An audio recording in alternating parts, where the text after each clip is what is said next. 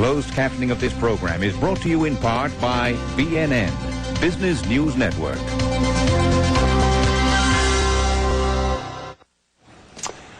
Welcome back. Well, joining us now is our guest, Rick Pennycooke, president of the Lakeshore Group, expert on retailing. Great to have you back on the channel. Always good to be here. Your star for us tonight, you're not a stock analyst, but you're a keen observer of the retail scene. Absolutely. Right now, you like the look of Shoppers Drug Mart. They seem to be on a roll. Tell us why. Oh, absolutely. I mean, last 5 years, just incredible year-over-year growth. I think in 2002, they had $4 billion in sales. Last year, $8 billion.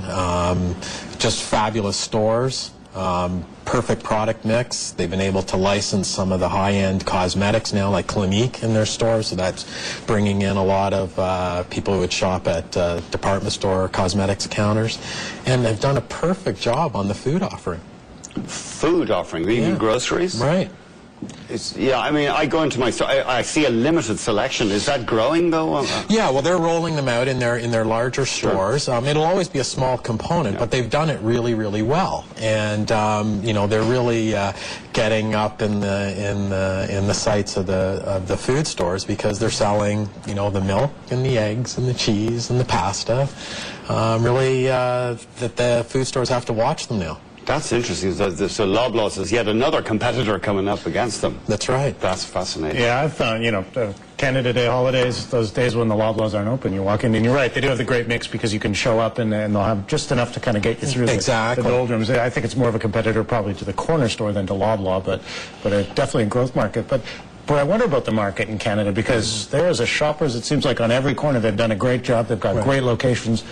But are there more locations? Can they outpace population growth in this country? Well, no, I think that there's still growth in the country, particularly out west. And I still think in Ontario, there's still a lot of room for them, and they're finding great sites. In fact, they're competing with the supermarkets for sites. Loblaws doesn't like being on the same pad as Shoppers anymore, precisely because of that food option. Why are there no other big chains in Canada? We've got Pharma Plus, but they don't seem to be as aggressive. Yeah, you know, I don't know really why that is, but I don't know if they're afraid, if Shoppers has done just such a great job. Pharma Plus just seems to hide in the shadows for some reason. We've had rumors of the U.S. guys coming up. Nothing's really materialized, but I'm not really sure why that is. We got a scare a few weeks ago. Obviously, generic drugs, a huge profit generator for all pharmacies. Ontario moving to cut the price of generic drugs. There were fears among some analysts that this would hurt Shoppers' profits. Doesn't seem to have come out. No, not at all. In their latest financial announcements, they're doing really well. What do you think? Do you think, you know, if we don't get the Walgreens coming this way, will we see Shoppers go south of the border? It's extremely competitive. You've got CVS is expanding. There's a lot going on. Exactly. You know, I don't see that in the next, you know, 8 to 10 years. I still think there's a lot of growth here in the Canadian market, and just as you said, the competitive field in the U.S. is pretty competitive. I mean, I was in New York last week, and Dwayne Reed in Manhattan and New York. I mean, just on they're like the Starbucks of saturated. Yeah, it's just unbelievable. So, you know, I don't really see Shoppers having an appetite for going into the U.S. right now. Let's have a look at a retailer you're not so optimistic about, Loblaws, still struggling. Yeah. Is this going to take quite a while to fix? Yeah, I'm one of the people that doesn't think they're going to fix it this year or next. They've got some real problems, and they took their eye off the ball. They had to be concerned about Walmart, but they really should have stuck with what they knew. I think they should have retrenched and tried to recapture what they had in the Dave Nichol years. Not going into general merchandise. No, not in that huge way that they did. They just took a bath there, and that's going to take a while to get out.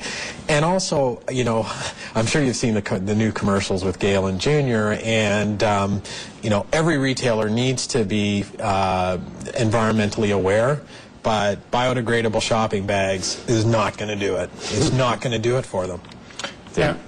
Is there a way, you know, there's a lot of talk about sort of financial engineering the stock to greater heights. If you can't sell more groceries, maybe you can sell the real estate and lease it back. Is there a play that you can make there?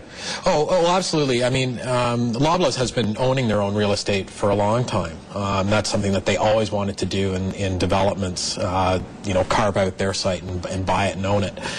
They may have to look at changing that focus again to see if they can squeeze some more revenue by doing a cheaper lease-back arrangement or something like that. But real estate is always a very important part of retailing. People seem to forget that, but finding the right real estate on the right side of the street is very, very important. And why I say the right side of the street is something like with Tim Hortons, right? You want to be on the going to work side of the street, right? That's where your business is in the morning. So real estate is just key to the retail game. What about, I mean, they've got their financial offering. They've got a lot of irons in the fire. They've got they've got Joe Fresh. They've got their drugstore initiatives. Right. Some of it might work out for them, surely. Oh, some of it might, but you're absolutely right. I think there are too many irons in the fire, and they should have put a number of irons back into the food fire. Right. That's the problem. That's just one of several of their components, and I think that's where they got into trouble. Yeah, absolutely. I mean, what have they done? Frankly, I've stopped shopping at Loblaw because when I would go last year, I could never find anything fresh. Joe Fresh aside, the tomatoes weren't fresh or what have you. Right. Why haven't they been able to fix that problem with getting the key offering, the food offering, right and fresh? Well, I think when you have distribution problems, it takes a long time to get out of them, and they are trying to fix them. I believe that they're trying to fix them, but it's not something that you can flip a switch and say, well, we're just going to go back to our old way of doing things. You've set up processes across the country on a huge scale. Exactly, on a huge scale, and the cost, they've taken hits on the costs, and it's going to take I think a couple more years. Rick, we're running out of time. Could we talk briefly about the gap? You're pessimistic there. You don't see a rapid turnaround, even with Glenn Murphy. I mean, it's going to be interesting to see what he does. Yeah, I'm really not impressed. They're boring. They're absolutely boring. I mean, there was a time when the khakis and the polos were trendy. That period passed, and they are still there. And they've got quality control issues, and I'm really hoping that Mr. Murphy can turn them around, but they've got a huge problem. And they also have a problem within their own company where you can get the same merchandise at Old Navy for 50% cheaper. So they've got a lot of retooling to do there. And it sounds like the core, from reading the analyst research, people go in there now expecting things to be on discount, and they've got to get out of that mentality. Exactly.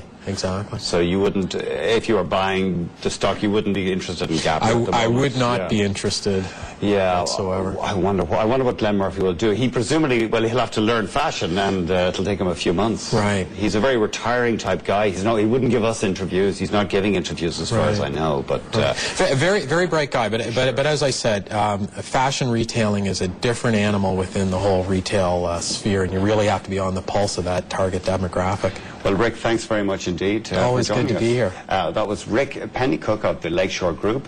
From me, Andrew Bell, from Boyd Ehrman. It was a rough week for investors. I lost the debate 5 times, but anyway, let's hope the markets get a bit of a rally next week. Thanks for watching. Have a great weekend, everyone.